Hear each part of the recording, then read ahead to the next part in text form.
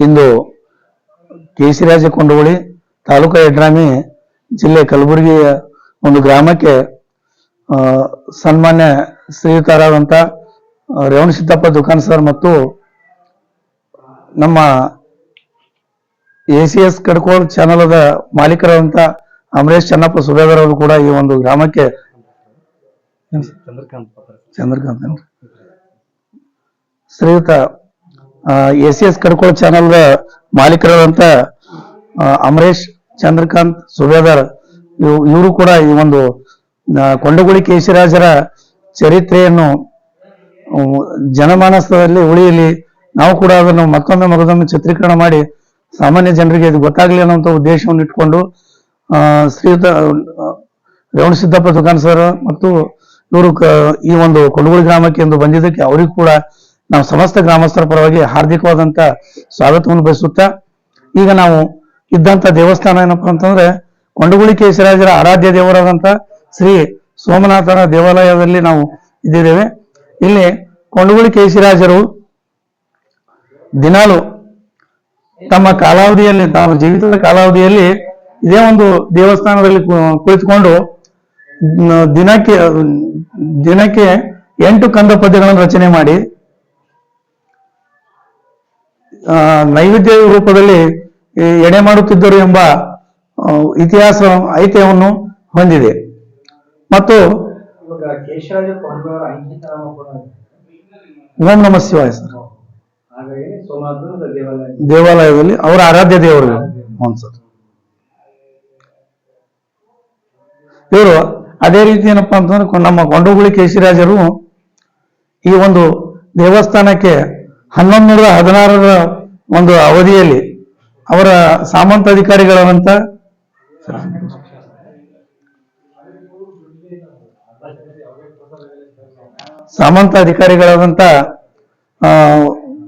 ಚಿಕ್ಕ ಕೊಂಡಗುಳಿಯ ಬಿಲ್ಲರಸ ಎಂಬ ಅರಸನ ಪ್ರತಿನಿಧಿಗಳಾದ ಬೈಸರಸ ಮತ್ತು ಹಂದಿಯರಸ ಅಂತಕ್ಕಂಥ ಇವರು ಅವರ ಕಾಲದಲ್ಲಿ ಈ ಶಾಸನವನ್ನು ಕೆತ್ತಲಾಗಿದೆ.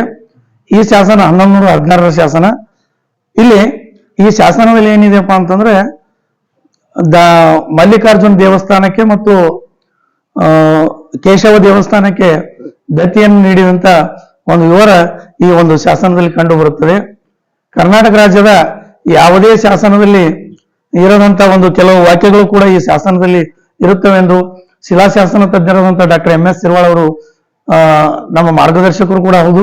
ಅವರು ಈ ಒಂದು ಶಿಲಾಶಾಸನದ ಬಗ್ಗೆ ನನಗೆ ಸಮಗ್ರವಾದಂತಹ ಮಾಹಿತಿಯನ್ನು ನೀಡಿದರು. ಇದನ್ನು ಏನಪ್ಪಾ ಅಂತಂದ್ರೆ ಇಲ್ಲಿ ಪ್ರತಿಯೊಂದು ಯಾವುದೇ ಒಂದು ತಿಪ್ಪೆಕಾರ ಸುಂಕಾಗ್ಲಿ ಎತ್ತು ತತ್ತು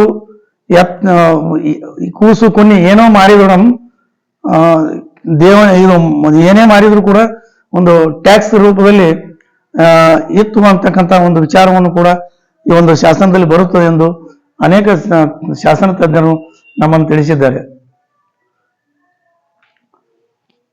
ಈಗ ಇದನ್ನೇನಪ್ಪಾ ಅಂತಂದ್ರೆ ಇದು ಸೋಮನಾಥ ದೇವಾಲಯದ ಒಂದು ಲಿಂಗದ ಮುಂದೆ ಇರುವಂತ ನಂದಿ ಬಸವೇಶ್ವರ ಅಂತ ಈಗ ಅದು ದೊಡ್ಡದಂತ ಬಸವಣ್ಣ ನಂದಿ ಇರೋದ್ರಿಂದ ಇದನ್ನು ಕೂಡ ಕೆಲವು ಹಳೆ ಕಾಲದಿಂದ ಕೆಲವು ಜನ ಏನಪ್ಪಾ ಅಂತಂದ್ರೆ ನಂದಿ ಬಸವೇಶ್ವರ ದೇವಸ್ಥಾನ ಅಂತೂ ಕೂಡ ಕರಿಯೂರು ರೂಢಿಯಲ್ಲಿ ಕೂಡ ಇದೆ.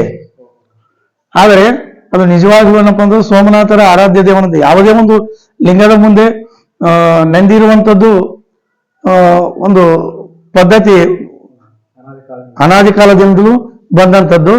ಇದು ದೊಡ್ಡದಾದಂತ ಒಂದು ನಂದಿ ಮೂರ್ತಿ ಇರುವುದರಿಂದ ಇದನ್ನು ಬಸವೇಶ್ವರ ದೇವಸ್ಥಾನ ಅಂತೂ ಕೂಡ ಕರೆಯುವ ರೂಢಿ ಇದೆ. ಈ ಸಾಲಿಗ್ರಾಮ ಇತ್ತೀಚೆಗೆ ನಮ್ಮ ಹಿರಿಯರಾದ ನಮ್ಮ ಊರಿನ ಪ್ರಮುಖರಾದಂತ ದಿವಂಗತ ಶಂಕರಗೌಡ ಮಾತುಗೌಡ ಮಾಲಿ ಪಾಟೀಲ್ ಅವರ ಒಂದು ಅಪೇಕ್ಷೆಯ ಮೇರೆಗೆ ನಾವು ಇವುಗಳನ್ನು ಏನಪ್ಪಾ ಅವರು ಕೂಡ ಕೆಲವು ದಿನ ಅನುಷ್ಠಾನಕ್ಕೆ ಮಾಡಿ ಈ ಲಿಂಗಗಳನ್ನು ಪ್ರತಿಷ್ಠಾಪನೆ ಮಾಡಬೇಕು. ನಾವು ಇದು ಖಾಲಿ ಜಾಗ ಬಿಡಬಾರ್ದು. ಇಲ್ಲಿ ಏನಾದ್ರೂ ಜನ ಯಾರು ಬಂದು ಸುಮ್ಮನೆ ಆ ಕಡೆ ಕೂತ್ಕೊಂಡು ಇದು ಮಾಡ್ತಾರ ಅನ್ನೋ ಒಂದು ಉದ್ದೇಶದಿಂದ ಅದನ್ನು ಶುಚಿತ್ವವಾಗಿ ಇಡಲಿ ಅನ್ನುವಂತ ಒಂದು ಸದುದ್ದೇಶ ಮತ್ತು ಅವರಿಗಿರುವಂತಹ ದೈವ ಭಕ್ತಿಯ ಮೂಲಕ ಈ ಒಂದು ಆ, ಲಿಂಗ ಪ್ರತಿಷ್ಠಾಪನೆ ಮಾಡಿದ್ದಾರೆ ಅಂತ ಹೇಳಿ ಹೇಳ್ಬೋದು. ಸುಮಾರು ಈ ದೇವಸ್ಥಾನದ ಮುಂಚೆನೆ ಇದ್ದಂಥದ್ದು. ಇದು ಏನಂತ ಕೆಲವು ರಾಜರ ಆಕ್ರಮಣಕಾರಿ ದಾಳಿಯಿಂದ ಕೆಲವು ಮೂರ್ತಿಗಳು ಭಗ್ನಗೊಂಡಿದ್ದಾವೆ.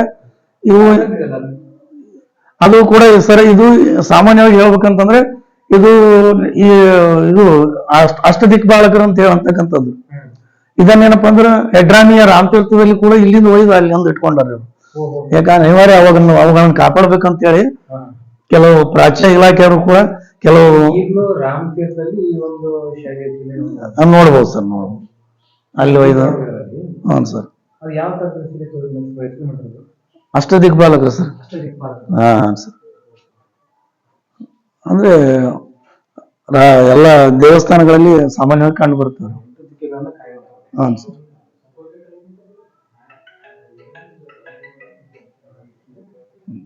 ಧನ್ಯವಾದಗಳು.